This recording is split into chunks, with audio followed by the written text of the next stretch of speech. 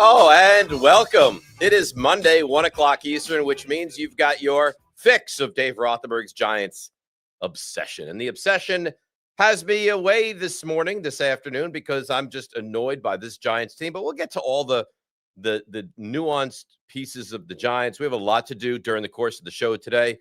You can like this, I guess, YouTube live viewing, whatever you want to call it. You can like us. You can subscribe to us. We welcome that. We love interaction. We love commentary. We love questions. We love it all. We just don't love the way the Giants played football yesterday. Some things we liked, some things we did not. I always say this, and I don't know if this is true. I'll say, like, award-winning journalist Gary Myers. That's the way I always talk about him.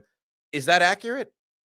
Has he ever won awards? Because it might not be accurate. I want to make sure. He's going to join us in about 7 minutes from right now. All right, let's start. I mean, I was on here with you guys last night. I was frustrated and annoyed. And the thing that I enjoy or don't enjoy, or whatever you want to say, about the Sunday show is it's so raw. It's so fresh. It's like having an incident with your spouse and going into therapy right after. It's like it's really very raw. And that's what you saw last night. So before I have time to really compose myself and gather my thoughts and calm myself down, you get a very crazed, nutty, disturbed, I guess you could say in many ways, Dave Rothenberg here on Dave Rothenberg's Giants Obsession. I stand by some of the things that I said last night. There was some good. There was some good from the game yesterday. Russell Wilson threw for 450 yards. Malik Neighbors looked like the best receiver in football. Wan'Dale Robinson looked like a legitimate number 2. The offensive line held up. Marcus Bowe, I thought, played well. So there are certainly some positives to what the Giants did yesterday. There's no doubt about that. There are also some negatives. And it feels like the way this organization handles themselves, it's the same negatives every single week and every single loss. They're undisciplined. They make stupid mistakes. They make dumb penalties. They can't correct the problems. And there's always a play or 2 or 3 during the course of a week or a game where the Giants can't get over that hurdle, and it causes them to now lose the game. And the thing that I find so frustrating is you look up and down the schedule, and in fairness, the Giants you're not the Chiefs where you're 0-2 and you say to yourself, oh, you know what? It's okay. We're so good. We'll find our way. We'll be fine. It's the opposite. It's the Giants where you say, how many wins are on the schedule? And the truth is, there's not a lot. Now you go home to Kansas City, who desperately needs this win. Then it's home to the Chargers, who are a good football team. You don't match up particularly well with them, and you probably lose that game. And then, a softer landing spot, great. And then it goes Philly, Denver, Philly, San Francisco, and so forth and so on. So there is reason for, I guess, some optimism, because there were things that the Giants play well with. All right? There are things the Giants play well with, do well. But there's also a lot. And this is what bad football teams do. Bad football teams find ways to lose. And that's what the Giants are right now, and have been a bad football team. Guys, comment. Ryan Clifford, president. So interesting. I wonder if is he the president? He's not the president. Is he the president of some club? Anyhow, he says, this Giants podcast is everything. If it ever goes away, I will cry. All right. So I got Nico. Is this your cousin? Is this your cousin, Ryan Clifford? No, I don't know who this Ryan. Nico, be honest. No, it's not. It's a random comment from a random fan. This Ryan Clifford is a random. All right. Now, random fan. Let's follow it up with another comment about Shane Bowen, because he has to be beside himself. Shane Bowen may cost Brian Daboll his job. The fact that he uses Abdul Carter, I can't see that because I have a speaker in the way, like Isaiah Likely maybe. It's fascinatingly stupid, makes zero sense. I hate everything about it, making Shane look something. Yeah, I get the gist of it. Ryan Clifford, president, and that is Shane Bowen was awful yesterday. He was. I mean, the Giants defense was a train wreck, and really the thing that rings so true to me was at the end of regulation. Now, something is clearly broken. On my radio show this morning, I was talking about it, got a lot of heat of, you're only saying this because the Giants lost because of the long field goal. No, I'm saying it because it's ruining football. Guys, if guys can kick 64-yard field goals, and God bless them, then there has to be something done to make it more difficult. You can't start at the 34-yard line, get to midfield, and be in field goal range. That's 1 first down. That's not what the game is meant to do and meant to be. So, yeah, I have a real problem with that. A real problem with that.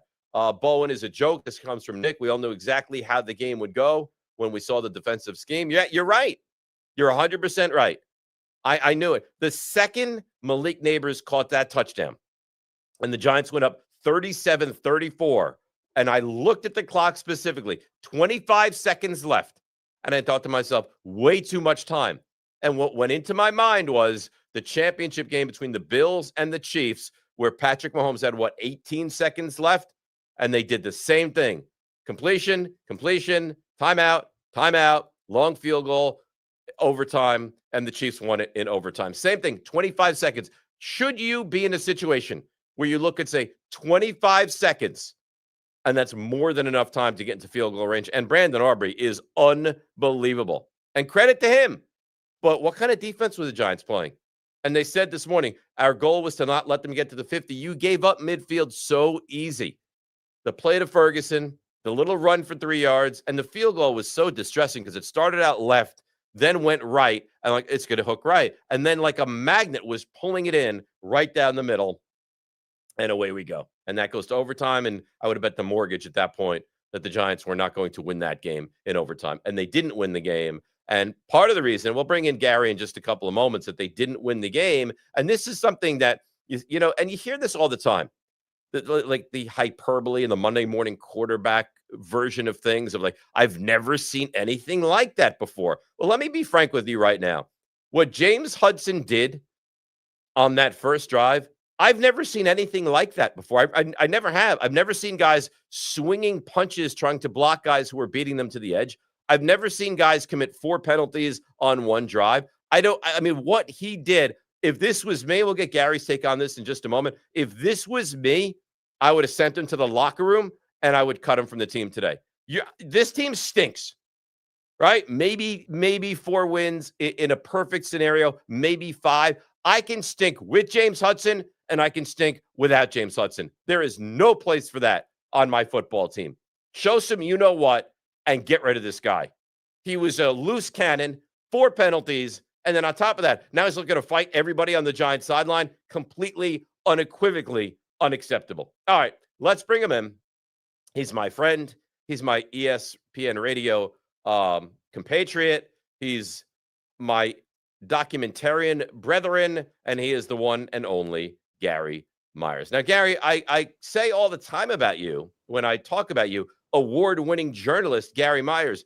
Is there truth to that? Have you ever won an award that makes it fair for me to say award-winning journalist Gary Myers? Of course. I've won a bunch of APSE awards during the course of my newspaper career. Beautiful. Yeah. So you're accurate. No one's going to challenge you on that. Okay, great. And I'm happy to have you on the show. And I'm still annoyed from the game yesterday, as you can tell, Gary. And Gary's funny. He sent me a text at, 4:30, 5 o'clock, just with the are you okay? Well, I mean, I wasn't taking my kidney out with a spork or anything like that, but I certainly wasn't happy watching that. And you know why, Gary? Because I don't know how many chances this team is going to have to win games, and they should have won the game yesterday, and it got away. And I blame being undisciplined, and I blame coaching, and I blame stupidity, and I blame good fortune for Dallas. So, yeah, I am annoyed by that result and that game yesterday. Yeah, I don't blame you. I texted Pat Leonard, covers the Giants for the Daily News, after the first series of the game, and I said, have they cut James Hudson yet? I've never seen that. I've never seen a guy getting 4 penalties on one drive, and some of them were just preposterous. I don't know where he thought he was, or who he's going to fool. What is he? He's throwing punches at guys who are running past him and trying to slap their head. I mean, it seemed like Dable was yelling on the sidelines to get him out right then, but they kept him in until the end of the series. It was incredible. He stays in the whole time. Dable's freaking out. You want to see him out of the game. They take him out of the game, and then he wants to fight everybody on the sideline. Like, you're falling apart anyway. You're not going anywhere. I get it that he's a depth piece, but he won't play once Andrew Thomas comes back. Why would you not cut this guy today? Well, I don't know. Maybe they will. But on that first series, didn't they get down to the 2-yard line? But one of his penalties brought him back 10, 12 yards. So he cost him a touchdown right off the bat. Listen, it's never a good idea to take anybody who played for the Cleveland Browns unless it was Joe Thomas. You know, you tell me they get a left tackle from the Cleveland Browns if it was 10 years ago. Oh, they got Joe Thomas. That's great. He's a Hall of Famer. James Hudson, no. I would be shocked if he makes it through the week. And why you got to send a message to the rest of the team. Just pulling him out of the game is not good enough. If the guy doesn't understand after he gets his second penalty in the first 2 minutes of the game that he better clean things up, then he's never going to get that message. And I don't know his history, Dave. Do you? I mean, is he even known as a penalty?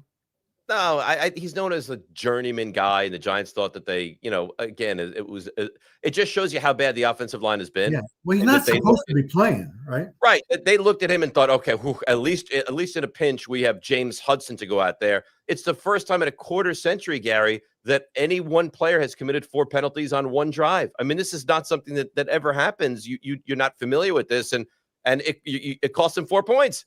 I mean, you were down 1st and goal inside the 2. Yeah. And now you're back at the 17. And then just to make matters worse, then he had a false start after that. So it really was absolutely dreadful. Well, I got to say about James Hudson is I hope he's renting and he didn't buy anything. Yeah, I agree. I wholeheartedly agree. So the funny thing is, if the Giants won, we would sit here and talk about Russell Wilson and Malik Neighbors. So we'll get to that stuff. But when you lose, you find the negative. Mm-hmm. Gary, I've talked about this for months. I think you felt the same way, that the Giants defense was going to be pretty good. Maybe not top 10 in the league, but pretty good. And the pass rush with Thibodeau and Burns and Dexter Lawrence and Abdul Carter, they're going to get to the quarterback. What happened yesterday? I don't know. I'm still not quite sure how they're using Abdul Carter.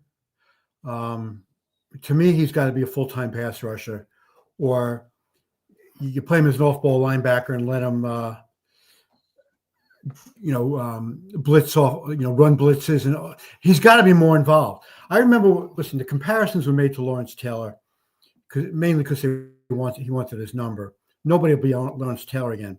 But I remember in 1981 training camp, they had Lawrence Taylor running second team at the first practice behind a guy named John Scoropan, who wasn't a terrible player, but he was just a journeyman type of player. And Parcells was a defensive coordinator, and Ray Perkins was the head coach. They didn't want to put that guy in on the first team right away because they wanted to make him earn it.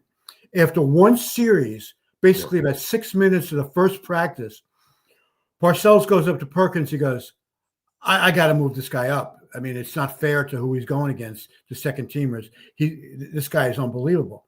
Now, I'm not putting Carter in that category whatsoever. But Dave, I mean, you watch it a little closer than you watch it as a fan. I'm just kind of watching to pick out big moments that maybe I can talk about on the radio show Saturday. But how have they been using? I don't get it.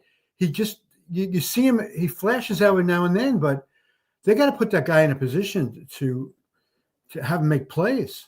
Yeah, I mean, his strength is getting to the quarterback. Give him the opportunity to get to the quarterback. Now, in fairness to, I guess, what the Giants are trying to do with him, he has not been great. He hasn't. I mean, he's made plays, but I really was of the mindset. Now, the Lawrence Taylor comparison with anybody is just moronic, and it should die immediately. But I was of the mindset that this guy was going to be a game changer immediately. And through 2 games, and again, it's 2 games, and I'm not jumping ship, anything like that, but he's not been the player that I thought he would be through 2 games of his NFL career. At the very least, Dave, you thought he'd make the immediate impact like Micah Parsons did, because I think that was maybe a truer comparison because they came from the same program. Especially last year, Carter really emerged. And so you figure he's an ascending player, which he is. And it does there's very few rookies in their first 2 games that you look at them and say, oh, this guy's a perennial all-pro player. But the buildup on this guy was so huge, and the comparisons to Carter and the whole thing with the LT number, I just thought we'd see more at this point. It doesn't mean it's not going to happen, that he's not going to have 3 sacks of Mahomes on Sunday night. And the fact that the Giants' strength, if you want to call it, they have a strength, is Burns and Thibodeau are especially Burns is a really good pass rusher, so they drafted into their strength. And so now you got to find opportunities to get this guy in the field because you're not going to necessarily be sitting those other guys. And you don't want to rotate them. You want all 3 guys on the field at the same time. Week 1, Lawrence, Thibodeau, Burns, and Carter were on the field for 8 plays for the 4 of them. And that to me is completely unacceptable. I want to see more of if that's the strength of the team, I want to see more of the strength of the team. All right. Let me ask you about penalties. I mean, I wouldn't say I've been a Dable apologist. I think I've been somewhat fair. But watching yesterday and watching Hudson with his 4 penalties and looking at the Giants had 14 penalties for 160 yards. Is that not discipline? Is that not a direct correlation of something is broken here with the coaching? Yeah, well, absolutely. But the only benefit of that I'll give them, and I think there were a lot of penalties in the Jets game, and is that training camp is a joke now. They're not allowed to hit more than like once every few days. They're not in pads that often. Nobody plays in the preseason anymore. So I think September is when teams are just trying to figure things out, what their identity is. And guys aren't used to being on the field. And I'm not making excuses for them whatsoever, because not every team is getting 14 penalties for, whatever you said it was, 100 and something. 160 yards. Yeah, 160 yards, Gary. And that doesn't include like the offsetting penalties or penalties that were declined. Like that's 14 accepted penalties by the Cowboys yesterday. I mean, yesterday was one of those games. I mean, it was interesting because it was so high scoring, but every play I expected a flag. And maybe that's why it was so high scoring, is because there was so much free yardage in there. And I thought there was some ticky-tacky penalties on some of the quarterback hits. But I just don't think these teams are ready to play when the season starts. And one of the byproducts of that are the penalties. The offensive line is, not had a chance to be out there. That's the unit that really has to, work as one. And you've seen a lot of problems with that. I mean, look at the Vikings last night. I know they had a couple of injuries, but they couldn't protect, J.J. McCarthy is my guy, so I'm going to make an excuse for him, but they couldn't protect him at all. And is it because they lost 2 starters, or because they don't get, training camp is a joke and these guys aren't ready to play because of those CBA rules that were put into effect in 2011? I mean, they might as well just put the quarterbacks in red jerseys by this point. I mean, to say anything more than you can't hit the quarterback, I don't know. I feel bad for these defensive linemen. I can't remember which game it was yesterday. One of the, I just can't. A guy fell on the quarterback. And you can see that he kind of turned his body to try to not do it. And he just kind of fell on like his arm or something. And they threw a flag. I mean, what they throw a flag for anything? And the better the quarterback, the more flags that get thrown. It's disgraceful. It really is. So let's move along here with the Giants game from yesterday. You talked Let's talk about the field goal kicking, because I'm passionate about that. Oh, I have a whole thought. I want to get into the Jerry Jones interview you had on Saturday, and he gave a real monster statement about the Jets, and he called them. And we'll get to all of it. We're in no rush. That's the beauty of the live YouTube show, is we could sit here and talk for, if we chose to, hours and hours, and no one's going to interrupt us. But we'll get to I'm used to being on your radio show and you're rushing me off all the time, which is why I had to get my own show. Listen, 12 to 3 Saturdays on ESPN New York, right? And it's a hot show. It's a real hot show, and I'm glad I was able to play a small part in you getting that show. Very small. So, offensively, they did do some good things yesterday. Mm-hmm. We're never going to see that version of Russell Wilson again. I don't know that you've ever seen that version of Russell Wilson in his entire career, and he's been a great quarterback for the bulk of his career. But can the Giants' offense be capable, serviceable? Like week 1, it looked like they'd never played offense before. Yeah. Week 2 looked like they were the 84 Niners. What will they be moving forward in your estimation? I don't know, because the inconsistency from one week to the next makes it really hard to predict. You'd think if they can protect Wilson, which, I mean, correct me if I'm wrong, I thought they did a decent job of that yesterday, right? Job. They did a good job. He was only sacked 3 times. They threw the ball a heck of a lot all over the place. He had time to throw the ball long. So once they got Hudson out of the game, put Bowen at left tackle, there was no downgrade. Yeah, and I thought that he had time to throw, and I don't think the offensive line did a bad job whatsoever. Yeah, I mean, the one thing Wilson, and we heard this all during training camp, is the one thing Wilson can still do is throw the long passes, but he was great with that yesterday. I think it's really hard for anybody to keep up with Malik Neighbors, and they should get what they call them, chunk plays now. They should get 2 or 3 of those every game with him, because he's so impossible to cover, and he's got good hands, and he's fast. Dallas' secondary had a really poor game. They've had a bunch of injuries back there, but there's no reason that Neighbors can't. I mean, he had good numbers last year, but his average yards per catch was very pedestrian. They need to open it up that he becomes like OBJ was early in his career, where he can score from anywhere on the field. And that's the one thing Eli was always able to do. I thought he was really good at getting the ball to Beckham, and maybe start running those slants that Beckham always seemed to take 50 yards for a touchdown. Those 12-yard slants that Jerry Rice was so good at. Maybe that's what they need to make sure that he can get those explosive plays. But Robinson is a good player. Slayton, I'm waiting for him to make one play a game. Yeah, I won't even say what I think about him. Yeah, but I'm very unimpressed.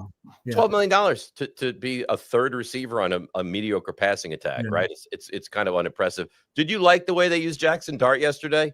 I thought it felt kind of forced to me. I know they had some success running that kind of read option, and Scadaboo took it one almost to the house, and then they ran it in, and then they had a little more success. But I don't know, like Wilson is having the game of his life. Why do I want to take him out of the football game? Wilson could have done exactly the same thing that Dart did, other than if Dart had held on to the ball like he did that last time, got thrown for 2 or 3 yard loss.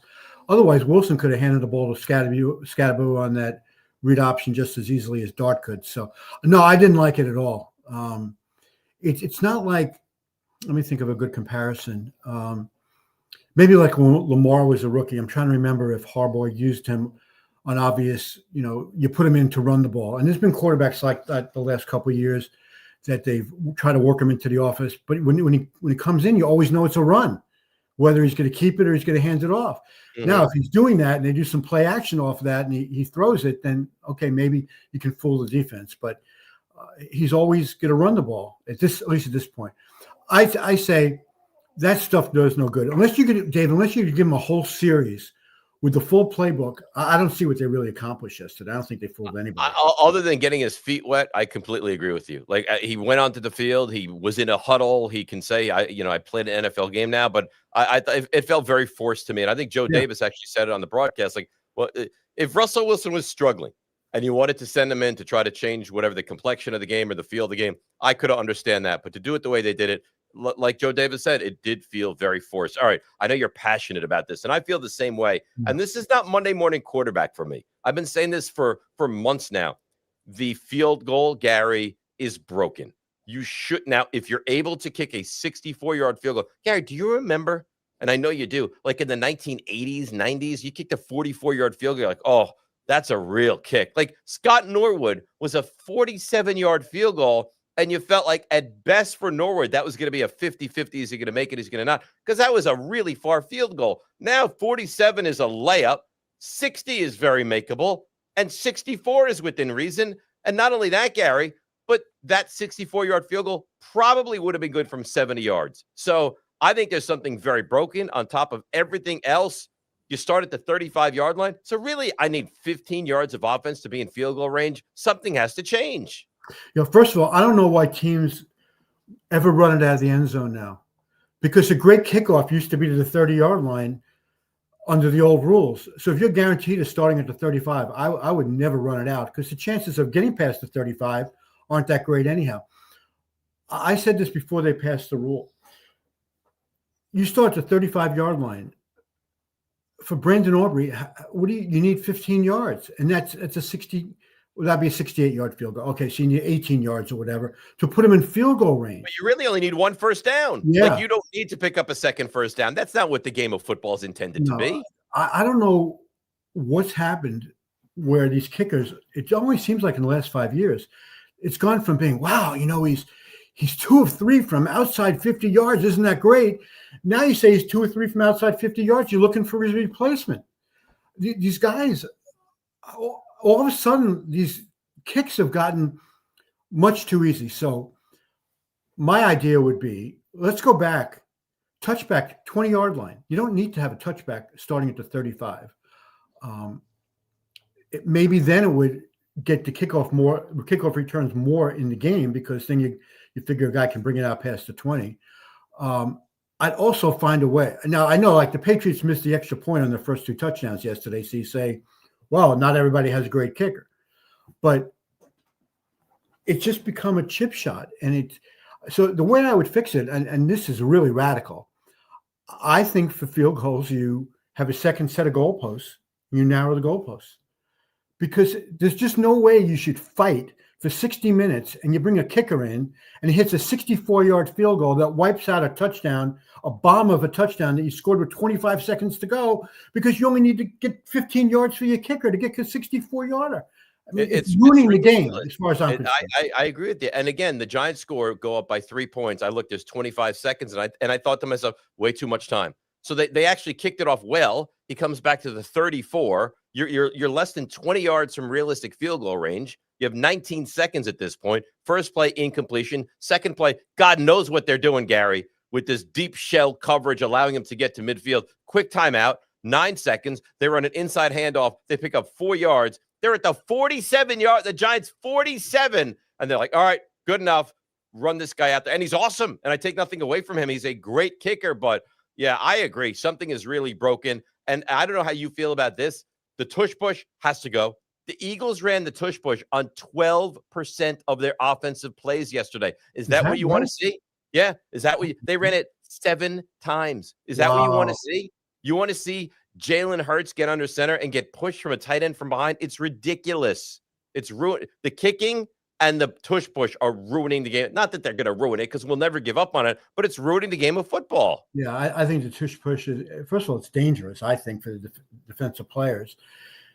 The Eagles, their lineman gets so low, and then Hurts just follows them in. It's obviously impossible to stop, and they've perfected it. Buffalo ran it a bunch last year, and they weren't nearly as good at it. So credit to the Eagles that they found a play that they've mastered. They're better than anybody else. But I think it's just should be thrown out of the game. And it came close. Came within a couple of votes of getting tossed. And if the Eagles win the Super Bowl again this year, and the tush push is a prominent part of it, there's no doubt in my mind that the rest of the teams are going to be fed up and get rid of it.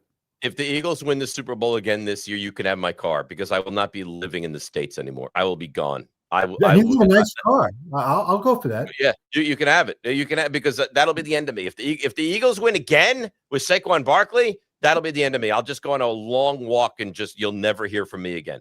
That'll be it. I'll go into the wilderness if the Eagles win this thing again. Again, especially yesterday, we don't live that far from each other, and I hear about these iconic, infamous maybe walks that you take after devastating losses. I was sitting on my front step yesterday, and we live about like 5 or 6 miles apart. I really thought I was going to see you last night.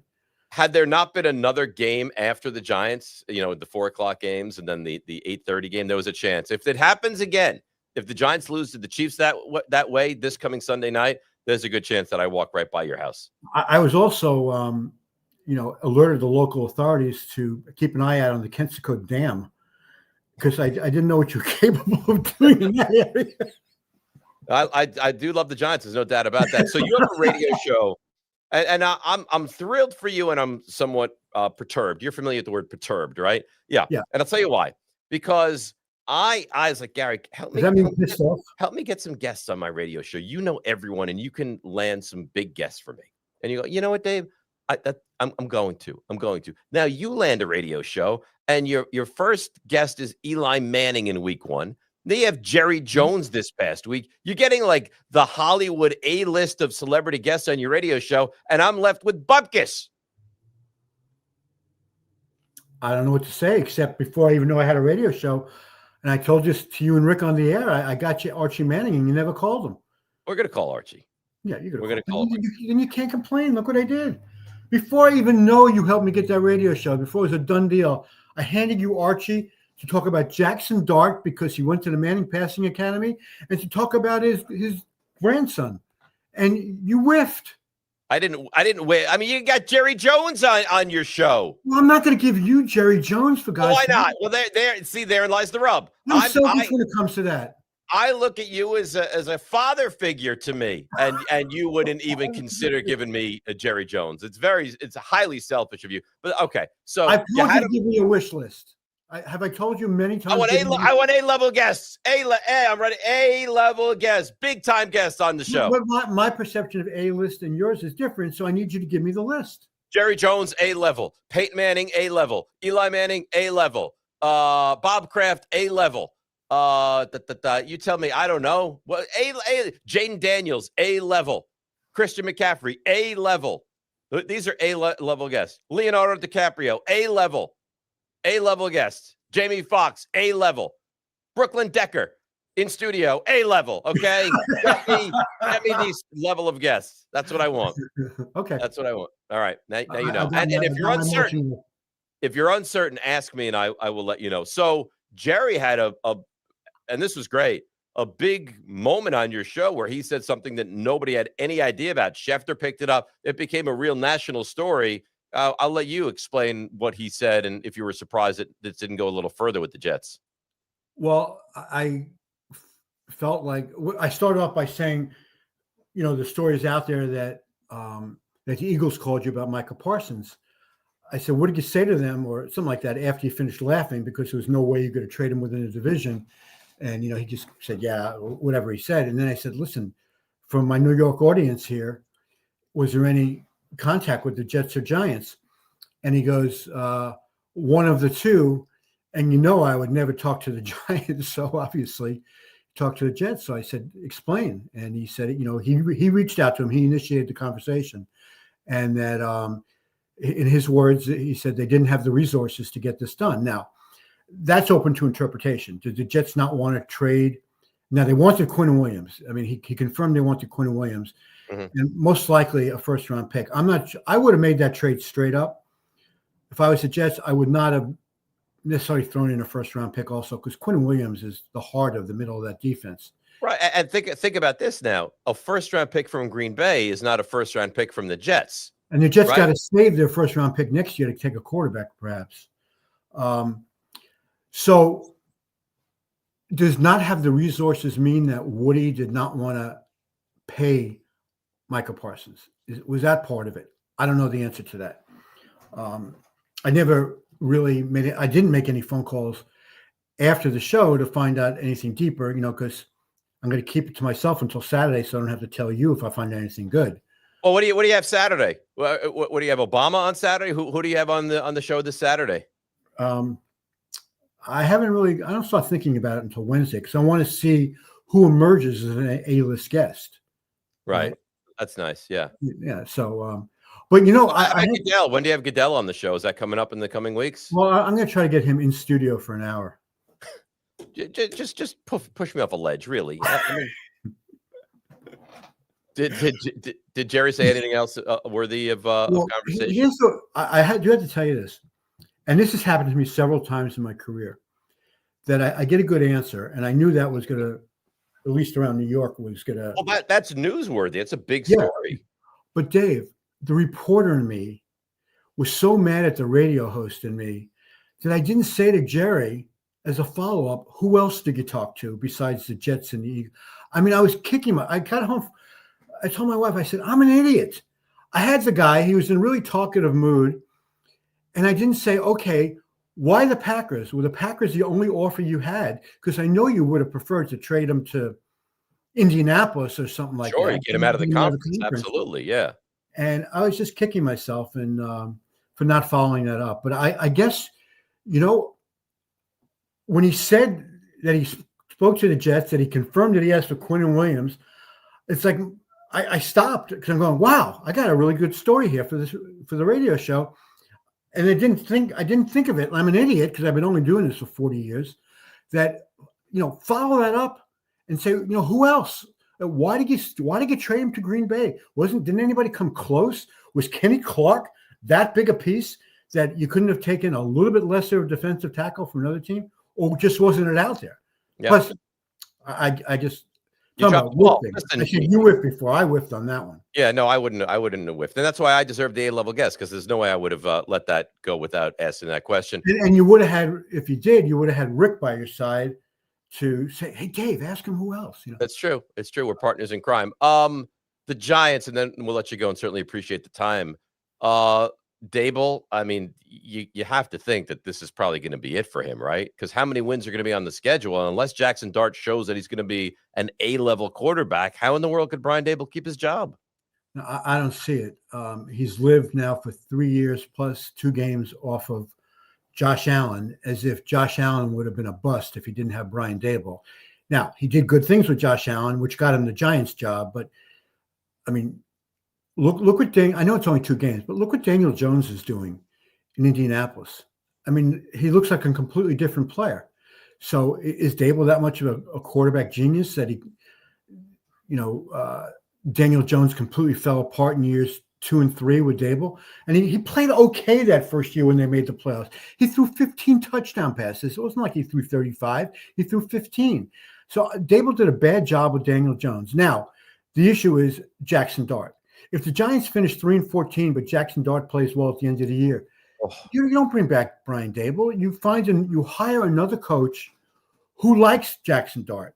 You don't hire a coach who tells you, I don't like him, I can't have him as my quarterback. You make the transition smooth by making sure you get somebody that's who's on board with Jackson Dart. And if he plays well towards the end of the year, then you'll be able to find a coach like that. Were you talking about John Gruden today? It was on your show? Yep. Okay. Mm-hmm.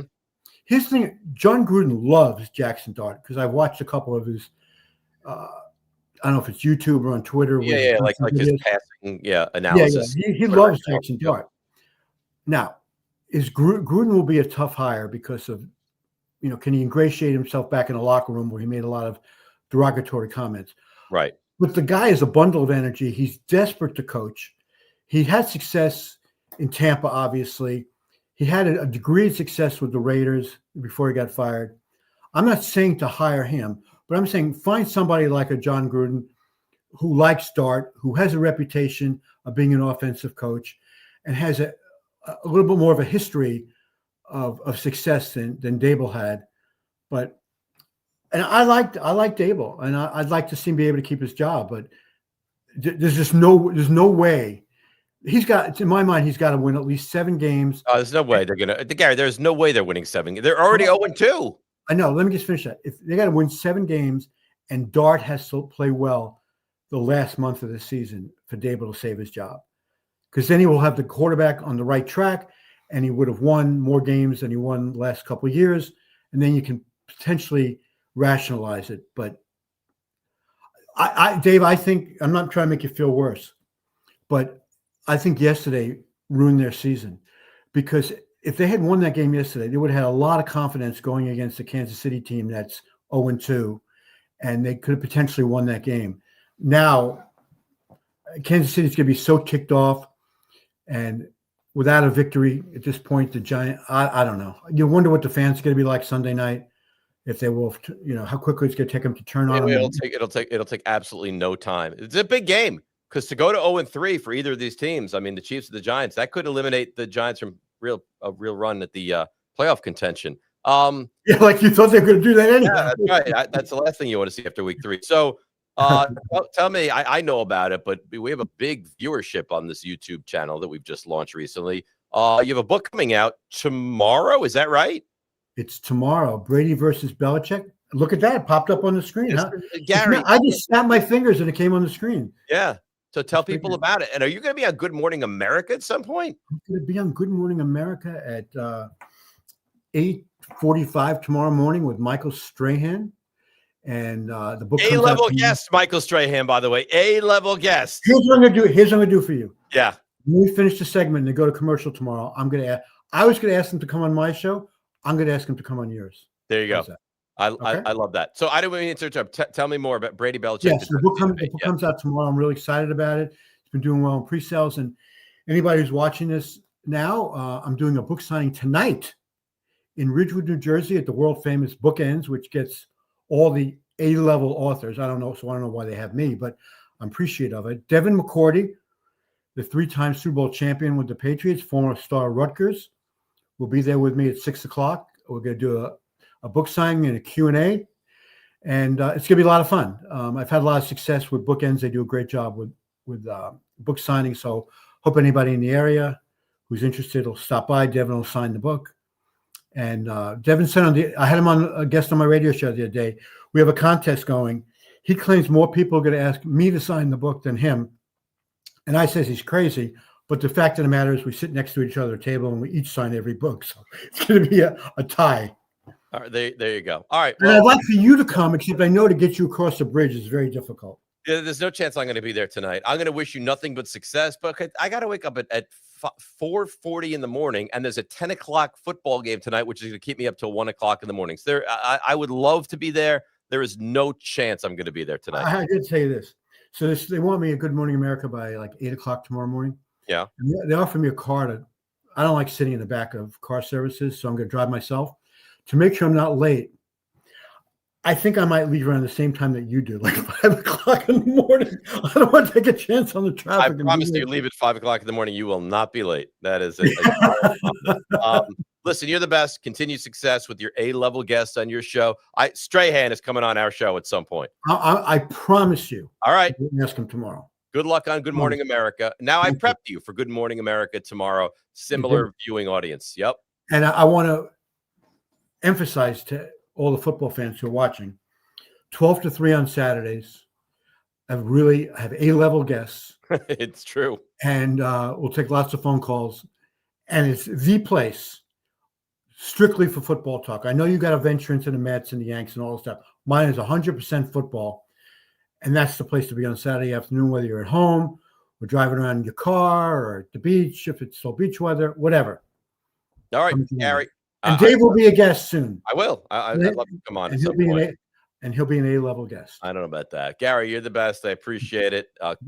Great success, hopefully, with the book. And I know it's going to be tremendous. So thank you, of course. That is Gary Myers, award-winning writer, Gary Myers. All right, let's kind of attack things. We have a whole rundown here. This is beautiful with Giants defense. Guys, send in your comments, some back and forth, right? We'll get into the Giants offense, certainly. Bring in Steve and Nico, see who wins the battle between those two guys today. Needs Fixin. We got comments. We got my locks review, which may not be so great. We're going to promo Stump Rothenberg. So we do have a lot to do. The Giants defense yesterday, I thought it was abysmal, to be quite frank with you. Shane Bowen leaves a lot to be desired. Dak Prescott threw for 340 yards. Javonte Williams ripped off a 30-yard touchdown run. The Giants, their defense has not played well, which really does surprise me because I was under the impression that it was going to be much better. Now, Dallas's offense legitimately is good. Dak is good. Their line is good. Pickens is good. CeeDee Lamb is a star. Ferguson got involved yesterday. Giants never defend the tight end well, so we knew that was going to be a problem. Javonte Williams looks capable. So that offense is legitimately good. But are they, 500 plus yards of legitimately good? I don't know. And the problem with Dallas, and we discussed it so much, is that their kicker is so darn good that once they get anywhere near midfield, all of a sudden they're in range to kick a field goal. So going forward, I need to see more. I mean, they regressed from week 1 to week 2 as far as the defense is concerned. And I think you have to look at that and have real concern because you have Carter. He's been silent. Dexter Lawrence has not been great. Brian Burns is really good. He's a special player. Thibodeau has been fine. Adebo has gotten burned and, committed numerous penalties in the secondary. And I thought it was going to look really good. And quite frankly, it doesn't. So do I think they have the talent and the skill? Yeah, I think they have talent and skill. But if you can't put it together and Shane Bowen's, game plan is not effective, then I think that's a real legitimate problem for the Giants. And I mean, what you go up against this coming week is a downgrade, right? Dallas's offense is better than Kansas City's. And I know it's a weird thing to say because Mahomes is so great, but I mean, I don't think you look at Kansas City's offense and say, God, well, who do we shut down? I mean, Mahomes is awesome and Pacheco is fine and Kareem Hunt is okay. And Kelsey's still good, I guess, but he's not what he once was. And Worthy's banged up and didn't play, and Rashee Rice is not going to play. So who are you looking at that really terrifies you? Maybe they'll find a way to bounce back, but I don't know. Jonathan Galarza sends a message in. I actually like our chances this week. While the Chiefs' defense is a lot better than Dallas, their offense doesn't look great. Home opener, I could see a big day from the pass rush. Here's the thing, John. May I call you John? I hope so. And that is, how could you have confidence in anything with this team? They find ways to lose continuously, which is what bad teams do. So you say you have confidence. I would ask you, why? Like, what leads you? Do I think the Giants can keep it competitive? Okay, sure. But what would lead you to believe that the Giants can, in fact, keep it close or win the game? Like, why would you believe that? It just doesn't really make all that much sense because even if they're able to keep it close, i.e. yesterday, I thought they were the better team than Dallas and should have won the game. The Giants either are undisciplined enough or are not coached well enough or take such stupid penalties that even if they get up to that point where you look and say, okay, here we go, real chance to win, don't worry, they will shoot themselves in the foot and they won't get it done. And how do I know that? Because they don't get it done, because they never get it done. Because quite frankly, it's been years since I've watched this team consistently get it done.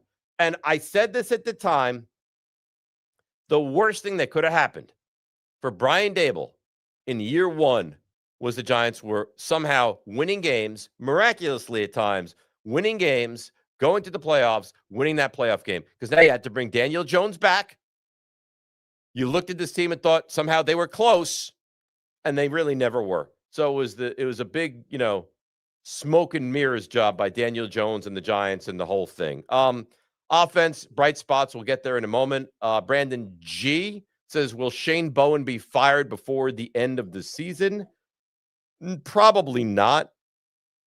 I would say he probably makes the year because remember, the Giants are not a firing kind of organization. It's not what they are. I mean, they brought this regime back because John Mara doesn't want to just continue to fire guys. So even if Shane Bowen is bad, I guess my question to you guys would be, what's the point of firing Shane Bowen in week 11 or 12? Does it really make sense? Ride through the season with him, ride through the season with Brian Daboll, and if and when you want to make a change at the end of the year, now you can kind of clean house as far as the coaching staff is concerned. But, I actually thought when they hired him that Shane Bowen was going to be competent and capable, and that, quite frankly, has really not been the case. I want to bring in a couple of bright spots of what we saw, and that's the offense, right? Offensive line. Again, I know Wilson was sacked 3 times, and I know that Hudson was a disaster, but Bo played well. And I also know that the Cowboys offense is good. I know the Cowboys defense is not, so I know that's a factor. But when you look at the Giants offensive line, they did a good job. They really did. They kept Russell Wilson upright for the most part. I know he got sacked 3 times, but when you drop back, 40 times to get sacked 3 is really not bad. He had time to throw the football long. And I mean, you might find him to be a diva wide receiver. And I get why you actually would, but Malik Neighbors is he's special. So he goes 9 for 167 and 2 touchdowns. And Wan'Dale was equally as special, 8 for $142, a touchdown. You had 300 yards or right there about from your top 2 receivers. That is a tremendous rarity. Malik Neighbors' average reception yardage was 18 and a half yards per reception. And Wan'Dale was not far off. He was at almost 18 yards a catch. So the Giants did some great things offensively yesterday. The problem is they allowed 40 points. And they went deep. They legitimately did. They went deep. They threw the ball long. And we've heard about this. That's Russell Wilson does 2 things. He checks it off or he goes deep. And he went deep very, very effectively yesterday. All right, let's bring in Steve and Nico, and you guys are on a clean slate right now. You're like the Wan'Dale and Malik Neighbors of the show. Now, which one's which? That's a great question. I don't know yet. I'm going to ask you both a question. Well, I'm going to start with you, Steve. And here's my concern. I've mentioned this numerous times now. Have you gotten a haircut yet? I'm going to get it tomorrow. That's the plan. All right. That's the schedule. All right. It doesn't look as wonky, weird, outlandish as it has. It feels like it's being held in place by your headphones, but just know that I'm watching. I'm always watching. I'm getting it for tomorrow just for you. Do you want to pick my haircut? What do you like? I could have you get a buzz cut or what? No, I don't want that kind. My dad's bald. I can't do that. No, I don't want that kind. I don't want that kind of pressure on me. No, just a haircut. Just have them clean up that thing that like daggers over your face. No, please, for the love of God. All right. So, guys, questions, comments. Do we have people chiming in? Yeah. We want to know what they're saying. And Nico, you're a Giants fan. Have you recovered at all from yesterday's debacle? I'm feeling fairly positive today. Oh, really? I am. Oh, interesting. Just because I've never seen that proficiency on offense before. Those key, long balls that we haven't seen in years because Daniel Jones just became afraid to throw it. And no Jalen Hyatt on the field. So, like, a win-win for me. You hate Jalen Hyatt? Yeah, he's awful. Yeah. I mean, to move up and take him in the 3rd round, Joe Shane, that's another, dagger on his resume. So I'm curious that you watched that. we're pleased with the deep shots, which you'd have to be pleased with the deep shots, and lost in the most heartbreaking fashion to Dallas, and woke up this morning like, you know what? I feel pretty good today. Because eventually I know that those problems will be solved, because at the end of the year, Daboll will be fired and we will have someone who can actually play call. But you don't know that you have a quarterback that's going to be competent right now, because Russell Wilson will not be here next season. I believe in Jackson Dart. Okay. All right. Listen, we have to. Steve, I don't like you laughing. I think it's so funny. Because you're a Jets fan. And I get this on my morning show with Rick. He was wearing a Dallas hat today and he was laughing at me. Who are you? Steve, who are you to make fun of the Giants? That game, when we played Buffalo yesterday, I knew right away. You were non-competitive. Your team was literally non-competitive yesterday. We looked horrible. But the difference is you guys looked good and had certain ways where you could win the game. A lot of ways. And then your hope just got taken just like that. And that gives you enjoyment. It's hilarious. Right? It is pretty funny. Hilarious. Yeah, that's great. If you get hit by a deer when you walk outside today, I would not be heartbroken whatsoever. You're not, Nico, unless you vomit live on the YouTube stream, you've won the day. Perfect. Do I lose for being a Jets fan? You've already lost by being a Jets fan. I'm up in the series. Yeah. And if he continues to act like this, you'll dominate the series. All right, Nico, what do we got? Steve, get rid of Steve. No, like there. Good. Steve is gone. Steve is dead to me right now. Nico, you're my guy. Do you want to be my guy? I'm your guy. All right, let's go. What do we have? Questions, comments? We have a comment from Andrew. What are your thoughts on Daboll going for it on 4th down in lieu of kicking the field goals twice? I didn't like it, but here's the thing. You needed so many points in that game, and you should have won the game. I did not like it. The first time they went for 4th down was the rollout. They threw to Scatterby. We should have caught it. I didn't like it. I thought they should have kicked the field goal there. But again, you should have won the game. I don't know how you crush that would be my kind of analysis there. Yeah. We also have another one from DePool. We need to stop blaming the coaches and start blaming the players for mindless mistakes. I think you can blame both. I think the players deserve a lot of criticism for their stupidity and their continual mistakes. And certain coaches it doesn't happen. Why does it not happen with certain coaches? Like Bill Belichick would never allow that. You don't see the Eagles committing so many penalties. I don't even think Nick Sirianni is all that great. The Chiefs are not a team that puts their foot, whatever the phrase is, they don't do it. Okay. All right. Stop judging me, Nico. Whatever they don't do it. So why is it that the Giants continuously shoot themselves in the foot and other teams don't? I think there's blame on the players. And I also think there's tremendous blame on the coaching staff as well. I have another question from myself. During the broadcast, when Daboll was trying to take James Hudson out of the game, they said that he was getting overruled. Who was he getting overruled by? Daboll wanted Hudson out of the game, and he stayed in the game. I don't know. I don't have the answer for you. I mean, maybe he answers that question today. I didn't actually hear. He played a lot of sound on my show today from the Giants postgame. I didn't hear a lot of James Hudson specific talk, and I have a real problem with that. I mean, it's one thing to stink. Week 1, James Hudson was not very good. And we know that he plays because Andrew Thomas is not here. Week 1, he was not very good. But on top of him not being very good yesterday, he went crazy. And you can't have that, right? Like sometimes when you're a really good team, you're willing to give exceptional players a longer leash. He's not an exceptional player. Quite frankly, he's not a good player. And you left him on the field to embarrass the organization.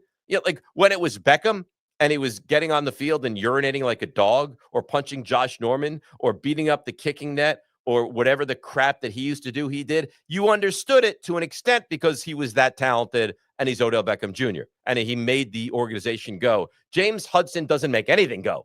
Anything. So I don't know. My long-winded answer for you is I don't really have an answer. But that was disgusting what he did. All right. Nico, can you pop up the needs fixin' for me, please? Because there are things that I watched from the Giants again yesterday and thought to myself, needs fixing. What are these things? We've talked about it ad nauseum. You cannot continue to take stupid penalties. 14 for 160. There was a play, the Giants, there was one play where Pickens, I think it might have been Lamb, one of the two receivers got called for taunting. So it washed out the penalties. On that play, the Giants roughed the quarterback, had too many men on the field, and had a pass interference. It's like, come on.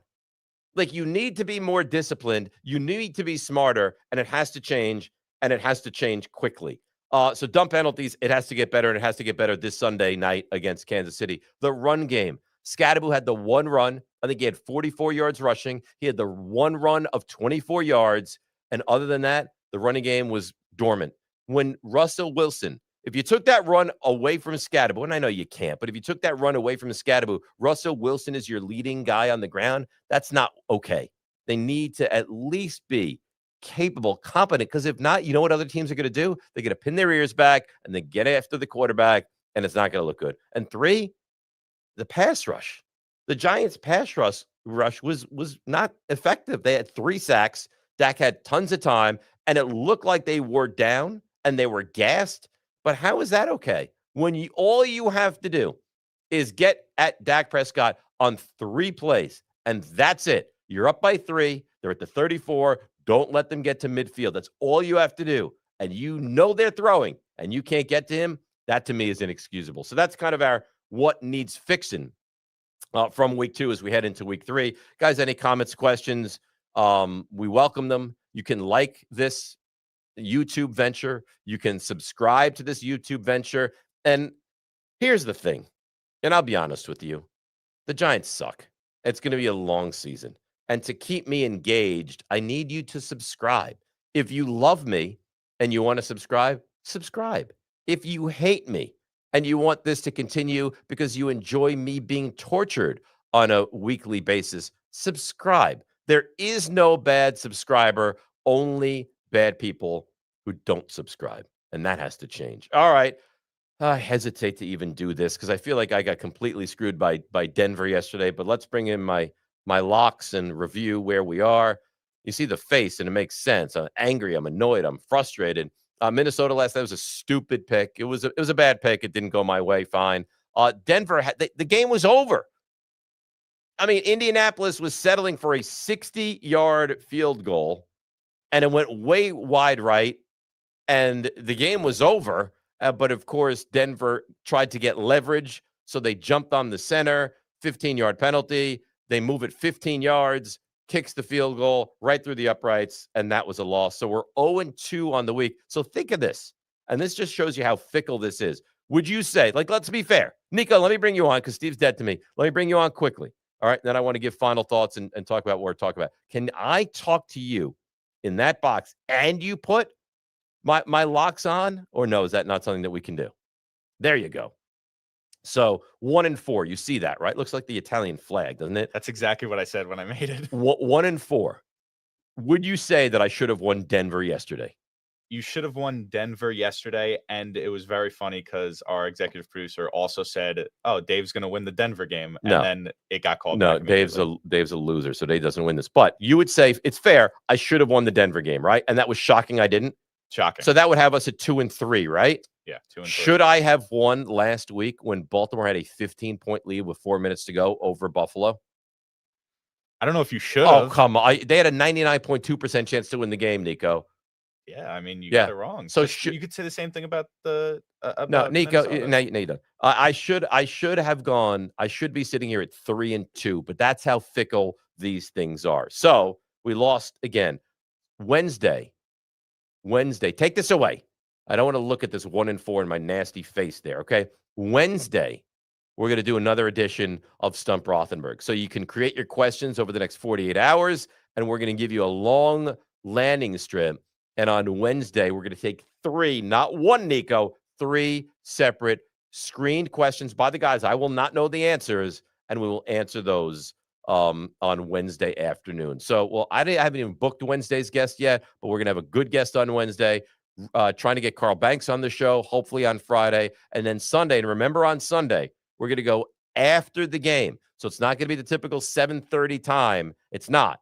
On this Sunday alone, it's going to be a late night affair. All right, I'll probably go on around 11:45 to 12:15, and the Giants will probably be sitting here at 0-3. But is there hope? Yeah, you know what? I guess there is, because at least you saw something from the offense yesterday.